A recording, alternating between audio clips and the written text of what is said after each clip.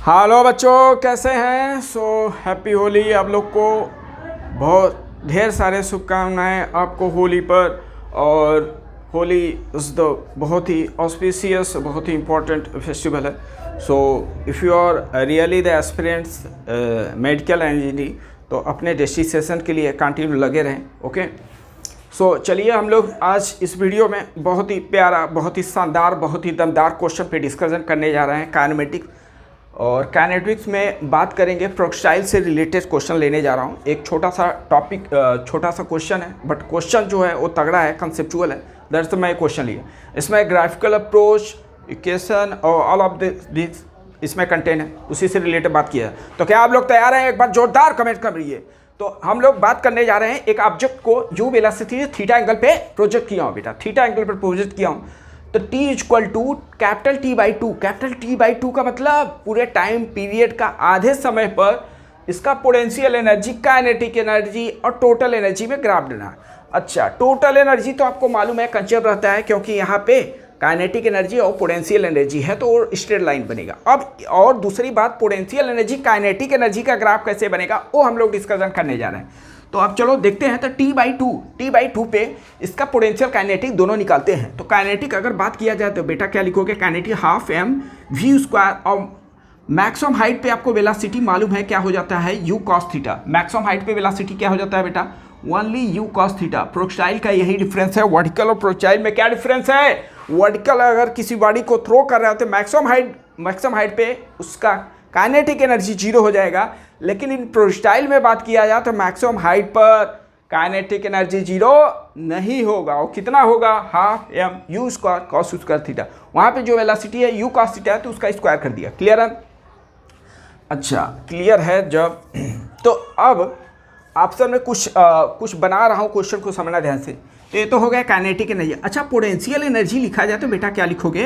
अरे potential energy mgh होता है। h में कौन सा height? Maximum height small T/2 पर। स्मॉल T/2 पे अगर बात किया जाए बेटा तो mg potential energy, maximum height कितना होता है?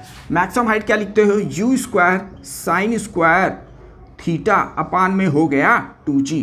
तो g हो गया स्वाहा, तो यहाँ पे मिल गया half m u² sin² theta. देखो क्या उसी के पैरेलल ऐसा मिल रहा है क्या बेटा? देखो उसी के पैरेलल, मतलब काइनेटिक एनर्जी पोटेंशियल मिल गया। अच्छा, दोनों का जब सम कर दोगे तो sin² theta plus cos² theta 1 हो जाएगा। तो टोटल एनर्जी तो कंजर्व है। टोटल एनर्जी अगर लिखा जाए तो इन सबको जब ऐड करोगे तो क्या मिल जाएगा बेटा? mu²। देखो ऐड करो इसको, इन दोनों को ऐड करो, इन दोनों को ऐड करोगे तो हो जाएगा mu²। मतलब ये तो कांस्टेंट हो गया। ये क्या हो गया बेटा? कांस्टेंट हो गया। अब ये जो कांस्टेंट हो गया तो इसका स्ट्रेट लाइन तो ग्राफ बनेगा टोटल एनर्जी का, और काइनेटिक एनर्जी और पोटेंशियल एनर्जी का ही ग्राफ बनाना। आप समझना ध्यान से, बहुत ही इंपॉर्टेंट यहाँ पे समझना है, क्योंकि जो काइनेटिक एनर्जी है, पोटेंशियल एनर्जी, वो थीटा के साथ वेरिएशन हो रहा है। थीटा के साथ वेरिएशन हो रहा है इसमें। तो इसका जब ग्राफ हम लोग ड्रा करेंगे बेटा तो कुछ ऐसा मिलेगा। अच्छा, जब उसको हम लोग थ्रो कर रहे थे तो पोटेंशियल एनर्जी क्या होगा? 0 होगा। मतलब कुछ ऐसा ग्राफ मिलेगा, कुछ ऐसा ग्राफ मिलेगा। क्लियर है? ऐसा फिर जाके जब ये गिरेगा तो ये T/2 पे है, तो ये T है और ये T/2 है। ओके, तो इसी ग्राफ में दिखा रहा हूँ, ग्राफ को ही समझने की कोशिश करना। ग्राफ से ही मेन मकसद है मेरा इस वीडियो में, ग्राफ को एक्सप्लेन करना। ओके, अच्छा ये हो गया बेटा। अब यहाँ पे जो काइनेटिक एनर्जी होगा और पोटेंशियल एनर्जी होगा वो कैसे बनेगा ग्राफ, ये समझना आपको। तो अगर बात किया जाए, समझना ध्यान से, ये देखो थीटा जो है यहाँ पे sin² थीटा है, यहाँ पे cos² थीटा ही वेरी कर रहा है। ओके, अगर थीटा का वैल्यू 45 कर दूँ बेटा, क्या कर दूँ? थीटा का वैल्यू 45 कर दूँ तो cos² 45 और sin² 45, sin 45 cos 45 दोनों का वैल्यू सेम होता है। इसका मतलब मुझे कुछ ग्राफ ऐसे मिलेगा, कुछ ग्राफ ऐसे मिलेगा। ये टोटल एनर्जी, ये कौन सा एनर्जी है? Total energy. तो एक आपका बन गया टोटल एनर्जी, और ये है काइनेटिक एनर्जी, और ये है पोटेंशियल। ठीक है, दोनों मतलब दोनों क्या करेगा? टच करेगा। दोनों पे वैल्यू क्या हो जाएगा? सेम हो जाएगा। Be careful. एक किस कंडीशन के लिए है?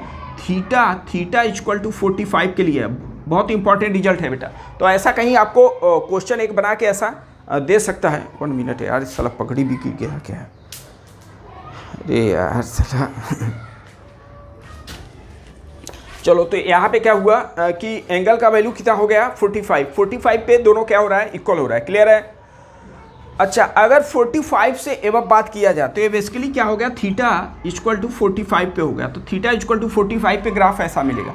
अगर सपोज दैट थीटा का वैल्यू 45 से एवं और 45 से बिलो हो तो उस केस में कैसा ग्राफ बनेगा। अच्छा, आपको मालूम है साइन थीटा इंक्रीजिंग फंक्शन है, मतलब 45 से क्या होगा, जैसे जैसे एंगल बढ़ाओगे साइन थीटा का वैल्यू बढ़ेगा। तो इसका मतलब साइन थीटा का वैल्यू बढ़ेगा और साइन में लगा है पोटेंशियल, साइन में लगा है क्या बेटा, पोटेंशियल, और कॉस में लगा है काइनेटिक एनर्जी। तो ये है ये आपका ग्राफ बनाना। अब मैं थीटा का वैल्यू लेस देन 45 ले रहा हूँ। थीटा का वैल्यू अगर लेस देन 45 लिखा जाए तो उस केस में कौन ग्रेटर होगा, उस केस में ग्रेटर होगा काइनेटिक एनर्जी।